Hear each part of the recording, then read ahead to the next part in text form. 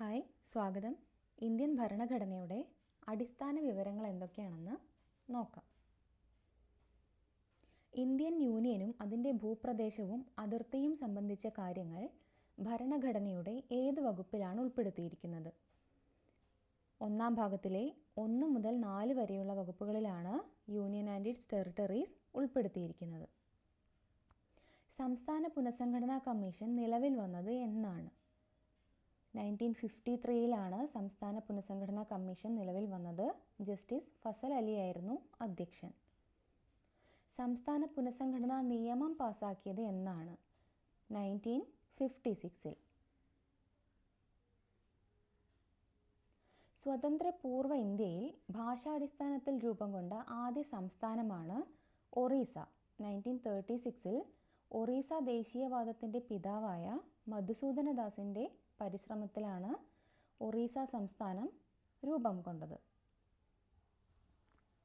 ഭാഷാടിസ്ഥാനത്തിൽ നിലവിൽ വന്ന ആദ്യ സംസ്ഥാനമാണ് ആന്ധ്ര.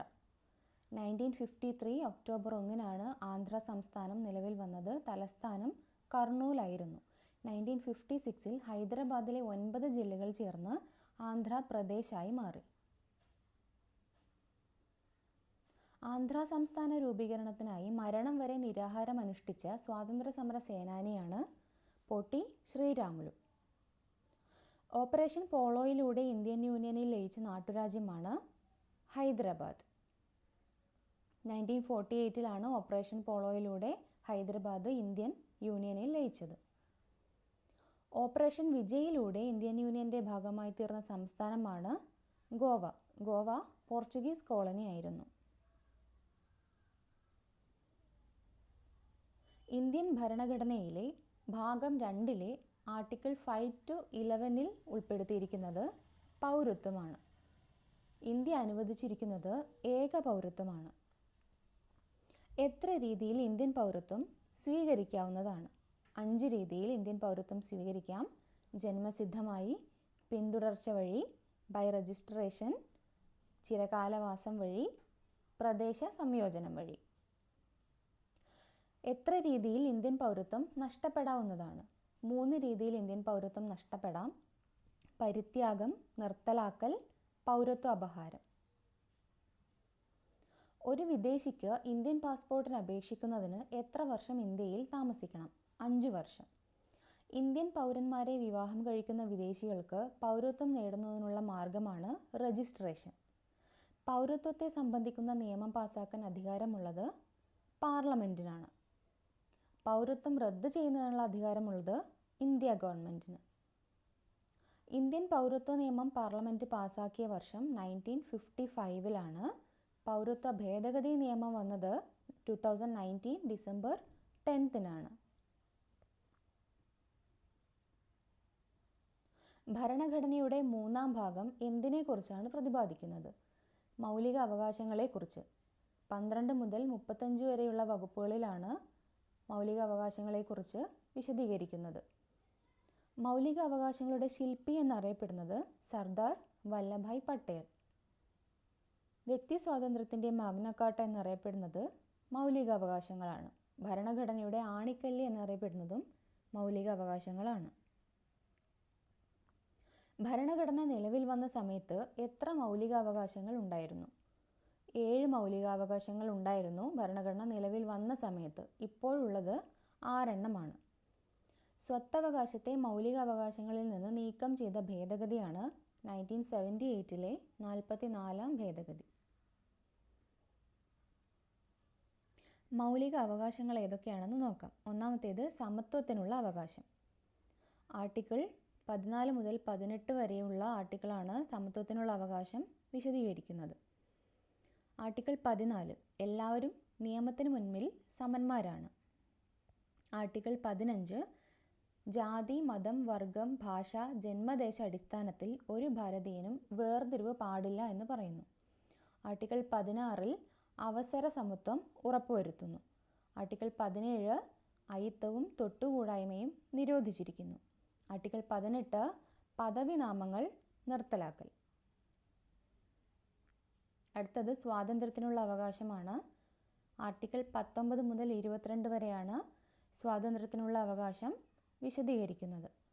ആർട്ടിക്കിൾ 19 മൗലിക സ്വാതന്ത്ര്യങ്ങൾ 6 അഭിപ്രായ പ്രകടന സ്വാതന്ത്ര്യം, നിരായുധരായി സമ്മേളിക്കാനുള്ള സ്വാതന്ത്ര്യം, സംഘടനാ സ്വാതന്ത്ര്യം, ഇന്ത്യയിൽ എവിടെയും താമസിക്കാനുള്ള സ്വാതന്ത്ര്യം, സഞ്ചാര സ്വാതന്ത്ര്യം, മാന്യമായ ഏതു ജോലിയും ചെയ്യുന്നതിനുള്ള സ്വാതന്ത്ര്യം. ആർട്ടിക്കിൾ 20 ഒരു കുറ്റകൃത്യത്തിന് ഒരു വ്യക്തിക്ക് ഒന്നിൽ കൂടുതൽ ശിക്ഷ നൽകരുത്. ആർട്ടിക്കിൾ 21 ജീവനും വ്യക്തി സ്വാതന്ത്ര്യത്തിനുമുള്ള അവകാശം ഉറപ്പുവരുത്തുന്നു. ആർട്ടിക്കിൾ 21A 6 മുതൽ 14 വയസ്സ് വരെയുള്ള കുട്ടികൾക്ക് സൗജന്യ നിർബന്ധിത വിദ്യാഭ്യാസത്തിനുള്ള അവകാശം ഉറപ്പുവരുത്തുന്നു. ആർട്ടിക്കിൾ 22 പറയുന്നത് അന്യായമായ അറസ്റ്റിനും തടങ്കലിനുമെതിരെ സംരക്ഷണം ഉറപ്പു നൽകുന്നു. ചൂഷണങ്ങൾക്കെതിരെയുള്ള അവകാശം. ആർട്ടിക്കിൾ 23 അടിമത്ത നിരോധനം. ആർട്ടിക്കിൾ 24 ബാലവേല നിരോധനം. മതസ്വാതന്ത്ര്യത്തിനുള്ള അവകാശം. ആർട്ടിക്കിൾ 25 മുതൽ 28 വരെ മതസ്വാതന്ത്ര്യത്തിനുള്ള അവകാശം വിശദീകരിക്കുന്നു.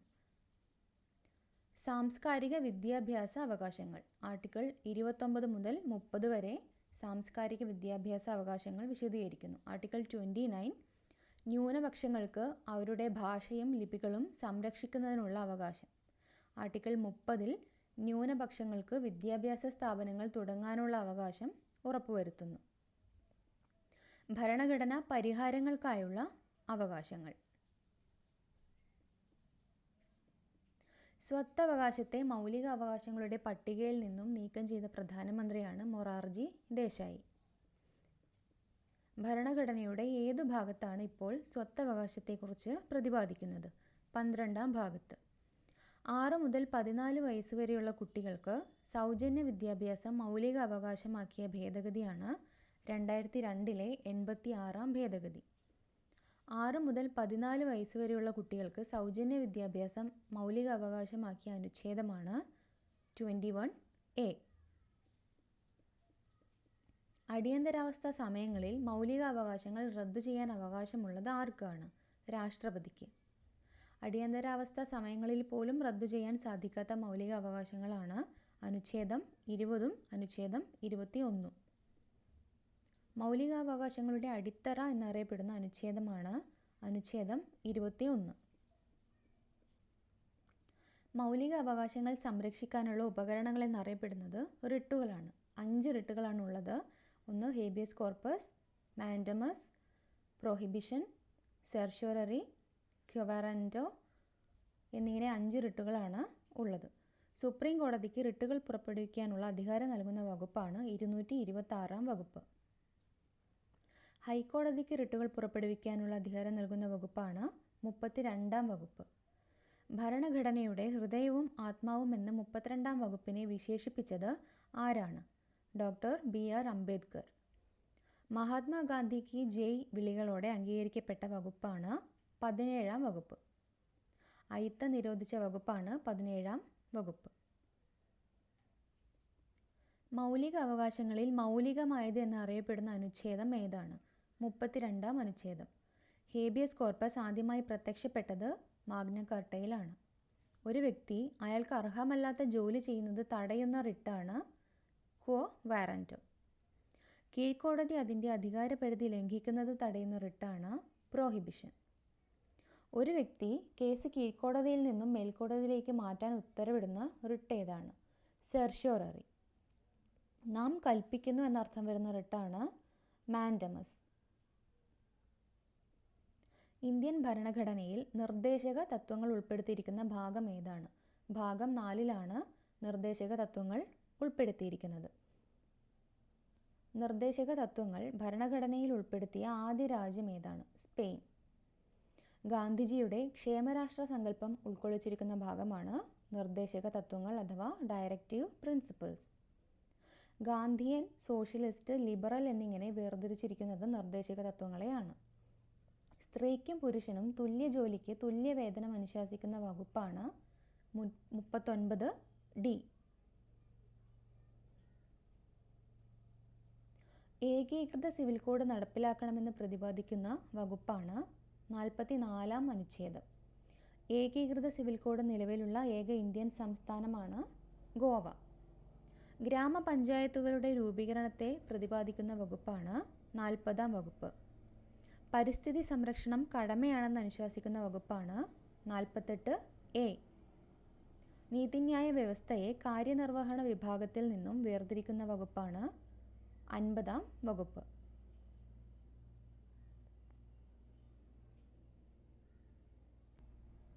ഭരണഘടനയുടെ ഏതു ഭാഗത്താണ് മൗലിക കടമകൾ ഉൾപ്പെടുത്തിയിരിക്കുന്നത്? ഭാഗം 4A മൗലിക കടമകൾ ഉൾപ്പെടുത്തിയിരിക്കുന്നത്. മൗലിക കടമകളെക്കുറിച്ച് പ്രതിപാദിക്കുന്ന ഭരണഘടനാ വകുപ്പാണ് 51A. മൗലിക കടമകൾ ഭരണഘടനയിൽ ഉൾപ്പെടുത്തിയ ഭേദഗതിയാണ് 42-ാം ഭേദഗതി 1976. മൗലിക കടമകൾ ഭരണഘടനയിൽ ഉൾപ്പെടുത്തിയ പ്രധാനമന്ത്രിയാണ് ഇന്ദിരാഗാന്ധി. ഏത് കമ്മിറ്റിയുടെ നിർദ്ദേശപ്രകാരമാണ് മൗലിക കടമകൾ ഭരണഘടനയിൽ ഉൾപ്പെടുത്തിയത്? സ്വരൺ സിംഗ് കമ്മിറ്റിയുടെ. 1976 ഭരണഘടനയിൽ കൂട്ടിച്ചേർക്കപ്പെട്ട മൗലിക കടമകളുടെ എണ്ണം 10. ഇപ്പോൾ 11 മൗലിക കടമകളാണ് ഉള്ളത്. 11-ാം മൗലിക കടമ കൂട്ടിച്ചേർത്ത ഭേദഗതിയാണ് 86-ാം ഭേദഗതി 2002. 6 മുതൽ 14 വയസ്സ് വരെയുള്ള കുട്ടികളുടെ വിദ്യാഭ്യാസമാണ് 86-ാം ഭേദഗതിയിലൂടെ കൂട്ടിച്ചേർക്കപ്പെട്ടത്. ഏത് വകുപ്പ് പ്രകാരമാണ് ഇന്ത്യയിൽ രാഷ്ട്രപതി ഉണ്ടാകേണ്ടത്?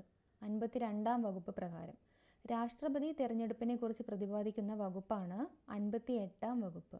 രാഷ്ട്രപതിയാകുന്നതിന് വേണ്ട അടിസ്ഥാന പ്രായം 35 വയസ്സാണ്. രാഷ്ട്രപതി നിലയം സ്ഥിതി ചെയ്യുന്നത് ഹൈദരാബാദ്. ചീഫ് ജസ്റ്റിസിൻ്റെ അഭാവത്തിൽ രാഷ്ട്രപതിക്ക് പ്രതിജ്ഞ ചൊല്ലിക്കൊടുക്കുന്നത് സുപ്രീം കോടതിയിലെ മുതിർന്ന ജഡ്ജിയാണ്. രാഷ്ട്രപതി സ്ഥാനം ഒഴിവു വന്നാൽ എത്ര മാസങ്ങൾക്കുള്ളിൽ പുതിയ രാഷ്ട്രപതിയെ തിരഞ്ഞെടുക്കണം? 6 മാസത്തിനുള്ളിൽ. രാഷ്ട്രപതിയുടെ ഓർഡിനൻസിനെ കുറിച്ച് പ്രതിപാദിക്കുന്ന വകുപ്പ് ഏതാണ്? 352-ാം വകുപ്പ്. രാഷ്ട്രപതി തെരഞ്ഞെടുപ്പിൽ കൂടുതൽ തവണ മത്സരിച്ചത് ആരാണ്? ചൗധരി ഹരിറാം. 5 തവണയാണ് ഇദ്ദേഹം മത്സരിച്ചത്. രാഷ്ട്രപതി സ്ഥാനത്തേക്ക് മത്സരിച്ച ആദ്യ വനിത ആരാണ്? മനോഹര നിർമ്മല ഹോൾക്കർ. ഭാരതരത്നം ലഭിച്ച ആദ്യ രാഷ്ട്രപതിയാണ് ഡോക്ടർ എസ് രാധാകൃഷ്ണൻ. 2 തവണ രാഷ്ട്രപതിയായ വ്യക്തിയാണ് ഡോക്ടർ രാജേന്ദ്ര പ്രസാദ്. സൗത്ത് ഇന്ത്യയിൽ നിന്നുള്ള ആദ്യ രാഷ്ട്രപതിയാണ് ഡോക്ടർ എസ് രാധാകൃഷ്ണൻ. ഇന്ത്യയിൽ ആദ്യ ദേശീയ അടിയന്തരാവസ്ഥ പ്രഖ്യാപിച്ച രാഷ്ട്രപതിയാണ് ഡോക്ടർ എസ് രാധാകൃഷ്ണൻ. ഇന്ത്യയിൽ 3 തവണയാണ് ദേശീയ അടിയന്തരാവസ്ഥ പ്രഖ്യാപിച്ചിട്ടുള്ളത്. 1962, 1971, 1975. ആദ്യ ദേശീയ അടിയന്തരാവസ്ഥ പിൻവലിച്ചത് ആരാണ്? ഡോക്ടർ സാക്കിർ ഹുസൈൻ. രണ്ടാമത്തെ ദേശീയ അടിയന്തരാവസ്ഥ പ്രഖ്യാപിച്ചത് വി ഗിരി. മൂന്നാമത്തെ അടിയന്തരാവസ്ഥ അഥവാ ആദ്യത്തെ ആഭ്യന്തര അടിയന്തരാവസ്ഥ പ്രഖ്യാപിച്ചത് ഫക്രുദ്ദീൻ അലി അഹമ്മദാണ്. രണ്ടാമത്തെയും മൂന്നാമത്തെയും അടിയന്തരാവസ്ഥ പിൻവലിച്ചത് BD ജെട്ടി. ആക്ടിംഗ് പ്രസിഡൻ്റായിരുന്നു ഇദ്ദേഹം. ഇന്ത്യയിൽ കൂടുതൽ കാലം നിലനിന്നിരുന്ന ദേശീയ അടിയന്തരാവസ്ഥയാണ് രണ്ടാമത്തെ ദേശീയ അടിയന്തരാവസ്ഥ. പ്രധാനമന്ത്രി ഇന്ദിരാഗാന്ധി ആയിരുന്നു. പ്രതിരോധ മന്ത്രി ജഗജീവൻ റാം. 1971 മുതൽ 77 വരെയാണ് രണ്ടാമത്തെ ദേശീയ അടിയന്തരാവസ്ഥ കാലം നിലനിന്നിരുന്നത്. 1975 അടിയന്തരാവസ്ഥ കാലത്തെ അതിക്രമങ്ങളെക്കുറിച്ച് അന്വേഷിക്കാൻ നിയുക്തനായ കമ്മീഷൻ ഏതാണ്? ഷാ കമ്മീഷൻ. സുഖോയ് യുദ്ധവിമാനത്തിൽ യാത്ര ചെയ്ത ഏക ഇന്ത്യൻ വനിതാ രാഷ്ട്രപതിയാണ് പ്രതിഭ സിംഗ് പട്ടേൽ. ഇന്ത്യയുടെ 2ാം അണുപരീക്ഷണത്തിന് ചുക്കാൻ പിടിച്ച രാഷ്ട്രപതിയാണ് APJ അബ്ദുൽ കലാം. APJ അബ്ദുൽ കലാമിൻ്റെ ജന്മദിനം ലോക വിദ്യാർത്ഥി ദിനമായി UN ആചരിച്ചു തുടങ്ങിയത് 2010 മുതലാണ്. അബ്ദുൽ കലാം ആരംഭിച്ച ഈ ന്യൂസ് പേപ്പറാണ് ബില്യൺ ബീറ്റ്സ്.